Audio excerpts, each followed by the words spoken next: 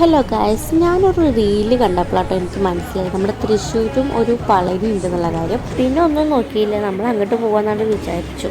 കയറുമ്പോൾ തന്നെ 2-3 റീലും ഫോട്ടോസും ഒക്കെ എടുത്തിട്ടാണ് ഞങ്ങൾ കയറിയത്. ഏകദേശം 260 പടികൾ കയറിയിട്ടാണ് നമ്മൾ അമ്പലത്തിലെത്തിയത്.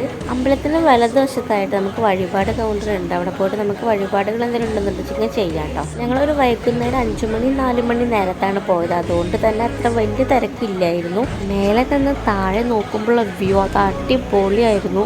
എന്താ പറയുക, തൃശ്ശൂർ മൊത്തം നമുക്ക് കാണാമായിരുന്നു. കുറച്ച് നേരം അവിടെ നിന്ന് ഫുള്ള് കണ്ട് ആസ്വദിച്ചിട്ടാണ് ഞങ്ങൾ അവിടെ നിന്ന് പടിയിറങ്ങിയത്.